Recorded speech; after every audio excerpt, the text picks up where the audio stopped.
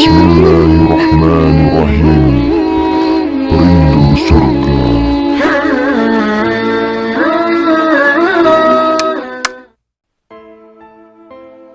Bismillahirrahmanirrahim. Assalamualaikum warahmatullahi wabarakatuh.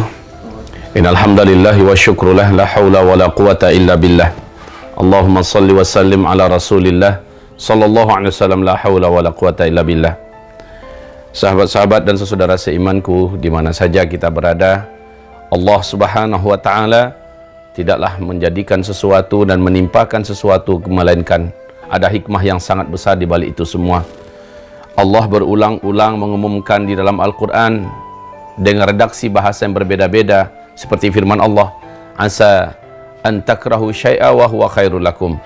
Mungkin kamu membenci sesuatu yang terjadi atau menimpa kamu, wa huwa khairul lakum, padahal itu adalah sangat baik bagi kamu.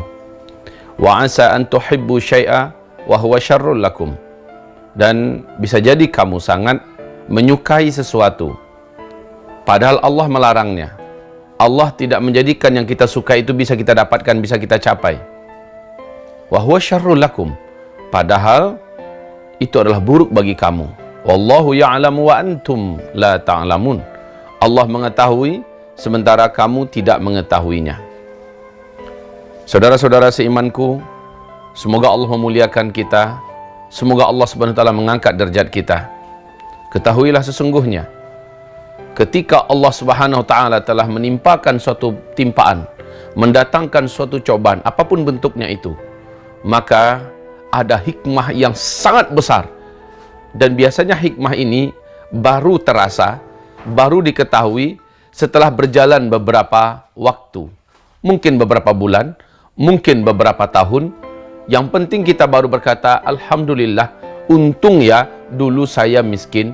Alhamdulillah, untung ya anak saya dulu tidak diterima di anu. Alhamdulillah, untung ya nggak jadi saya bermenantu dengan si anu. Sering sekali hal-hal yang tidak kita sukai baru jadi kenyataan. Hal-hal yang tidak kita, atau hal yang kita sangat inginkan dan tak jadi kita dapatkan, baru kita temukan hikmah di belakang itu setelahnya. Demikian juga halnya dengan COVID-19 ini. Orang di seluruh dunia banyak yang ketakutan, kecemasan, dan merasa dirinya sudah dalam ancaman. Kematian seolah-olah sudah sangat dekat. Itu bagi siapa yang berprasangka demikian? Orang yang tidak kenal Allah, atau dia beriman pada Allah tetapi ilmunya minim, sehingga sering sekali orang-orang ini terbawa dengan arusnya orang-orang jahil kebanyakan. Sebagaimana orang jahil, seperti itulah dia. Ibarat Allah yang kami muliakan, apabila kita kembali merujuk kepada sumber asal pembicaraan kita tadi, yaitu apa hikmah di balik ini semua. Mari kita belajar. Kita ungkap rahasia. Ketika Rasulullah SAW bersabda saat Bunda Aisyah radhiyallahu anha bertanya kepadanya, "Ya Rasulullah, sa'altu Rasulullah SAW anil ta'un." Aku bertanya kepada Rasulullah tentang ta'un. Ta'un sesuai dengan bahasanya dari ta'in nun, ya.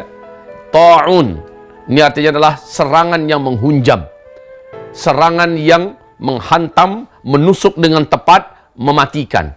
Dan dia adalah berupa wabah penyakit yang sangat menular dan mematikan. Ini ta'un. Aku bertanya kepada Rasulullah tentang ta'un.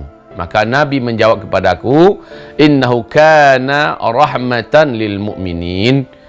Ta'un itu adalah rahmat bagi orang-orang yang beriman. Ini jawaban Nabi. Azaban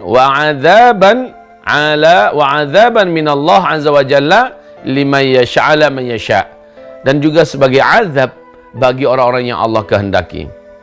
Jadi ta'un yang datang seperti COVID-19 ini, sebelumnya adalah MERS, sebelumnya adalah SARS, sebelumnya adalah AIDS dan sebagainya, maka seluruhnya ini bagi orang beriman adalah rahmat. Diperkirakan oleh Donald Trump dengan seluruh pemerintahan yang ada di Amerika Serikat sana, bahwa maksimal nanti yang akan mati karena COVID ini menurut perkiraan mereka sampai di angka antara 100 sampai 200, mungkin 250 ribu orang manusia di Amerika. Itu perkiraan mereka. Sementara pertanyaan kita, berapa banyak sih jumlah orang-orang yang ada di Amerika? Ratusan juta jumlahnya. Tetapi yang diperkirakan mati sekian. Dan anggaplah terjadi sekian. Berarti itu ala man yasha. Untuk orang-orang yang Allah kehendaki saja. Sementara yang lain akan sembuh. Yang lain akan baik kembali, pulih kembali. Demikianlah Allah memilih. Lagi pula, pilihan ini bukan pilihan acak. Dia telah ditetapkan di Lauh Mahfuz 50.000 tahun sebelum Allah menciptakan alam semesta ini. Saudaraku yang kami muliakan, maka belajar kita dari COVID ini, maka kita kembali kepada hadis Nabi SAW bahwa dia adalah rahmat. Seperti apa rahmatnya ibarat Allah yang kami muliakan? Bagi orang beriman, kita semua paham, tidaklah sesuatu yang menimpa orang beriman kecil atau besar, dan dia ridha, dia sabar, dia ikhlas menjalaninya, mendapatkan bencana tersebut, petaka tersebut, Allah angkat derajatnya, Allah ampunkan dosanya, kemudian Allah lipat gandakan pahalanya. Mana-mana yang biasa dia kerjakan, dari amalan-amalan soleh ketika dia kondisi fit, dia kondisi sehat, dengan datangnya penyakit ini, dengan datangnya bencana ini, lalu dia terhalang bisa melaksanakannya. Allah telah menetapkan dan tertulis di catatan amal soleh orang ini bahwa dia seolah-olah seperti telah mengamalkan amalan itu seperti kondisi normal. Umpama solat berjamaah kita biasa 5 waktu di masjid. Sekarang karena ada COVID-19 dan adanya larangan dari pemerintah, juga adanya larangan dari majelis ulama dan ulama-ulama dunia, maka kita menahan diri kita walaupun rindu menggebu-gebu. Rasa di dalam dada tidak tanggung, tidak dapat dikata dengan ungkapan bahasa apa saja. Meletup-letup rasa rindu, dan bahkan bisa menangis kita berdoa pada Allah. Kita ingin kembali ke masjid. Kita rindu Jumatan. Kita rindu berjamaah dari subuh sampai isya. Tapi itu terhalang. Penghalangnya bukan dari diri kita, tetapi dengan kehendak Allah. Maka hukum orang ini sama dengan hukum orang yang kata Rasulullah, siapa saja yang melaksanakan sholat secara rutin 5 waktu di masjid, lalu dia safar sehingga dia tidak bisa melaksanakan sholat rutin itu seperti biasanya dia ketika sedang di kampung halamannya, Allah telah menetapkan dan menuliskan baginya pahala orang yang melaksanakan sholat 5 waktu berjamaah di masjid seperti apa adanya dia ketika sedang di kampung halamannya. Hal ini juga sama dengan orang yang tertidur padahal dia sudah berniat. Dia sudah berniat dan dia sudah biasa tahajud. Dia niat mau tahajud. Lalu dia tertidur, bangunnya subuh. Tidak sempat dia melaksanakan tahajud. Allah telah tetapkan baginya pahala tahajud. Inilah dahsyatnya niat. Dan tentang ini, wahai ibarat Allah yang kami muliakan, ini adalah salah satu rahmat kita di rumah. Mungkin kita akan bertanya-tanya, kalau begitu, kami merasa ada sesuatu yang agak berbeda jika ini adalah rahmat. Apa bedanya? Pertama, usaha kami tertutup. Pekerjaan kami terhalang. Bahkan mungkin saja banyak yang kena PHK. Di mana letak rahmat ini bagi orang-orang beriman? Ini pasti pertanyaan akan muncul. Kami terhalang melaksanakan aktivitas kami. Mungkin saja hewan ternak kami mati di sana karena kami tak bisa memberikan makanannya, perawatannya. Bisa jadi panen kami harusnya panen, nggak jadi kami panen lalu membusuk. Lalu di mana letak rahmatnya? Saudaraku, hamba-hamba Allah yang kami muliakan, ayo kita gali satu-satu biar kita bisa berbaik sangka selalu kepada Allah Subhanahu wa taala. Kita gali satu-satu.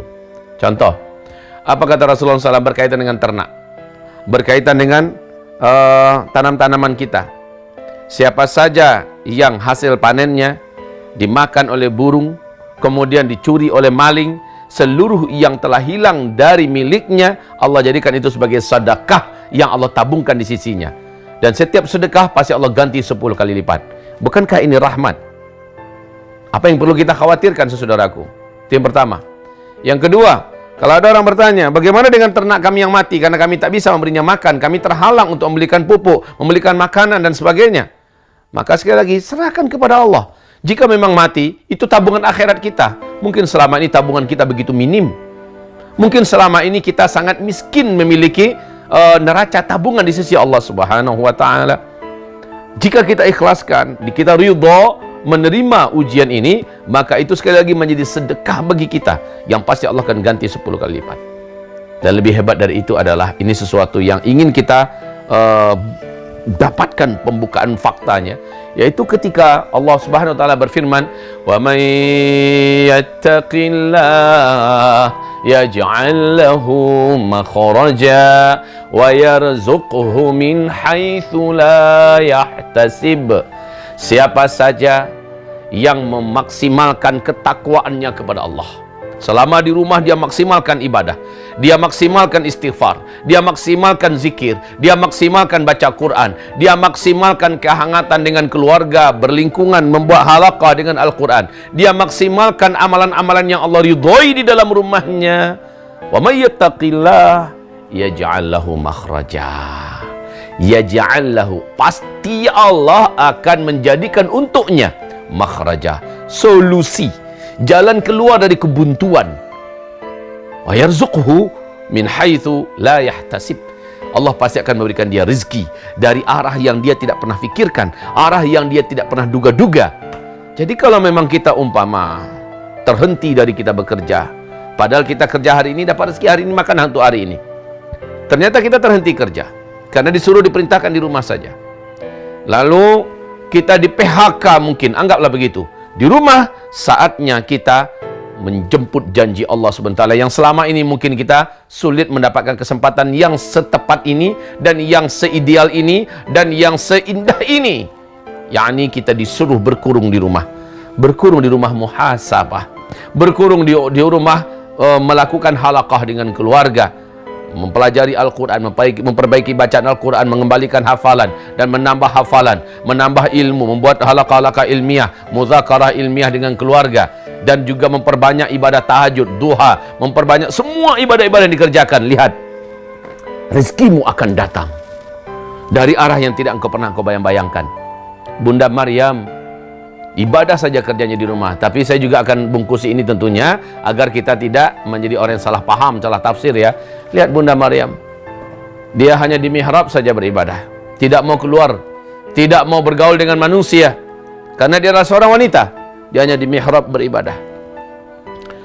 Kullama dakhala 'alaiha Zakaria wajada 'indaha rizqa.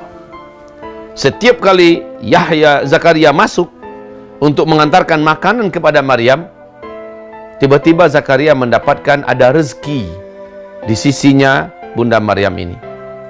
Qala anna laki hadha, bertanyalah Zakaria alaihissalam, anna laki hadha, dari mana kamu mendapatkan ini? Qalat hiya min hadha min indillah. Menjawablah Bunda Maryam, hadha min indillah, ini adalah dari Allah Subhanahu wa taala.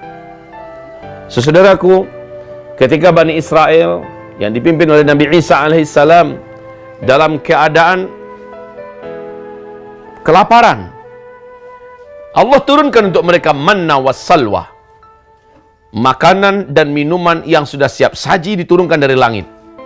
Bagi Allah Subhanahu wa taala tidak ada yang sulit. Sekarang saatnya kita menjemput janji ini. Coba dibuktikan di rumah.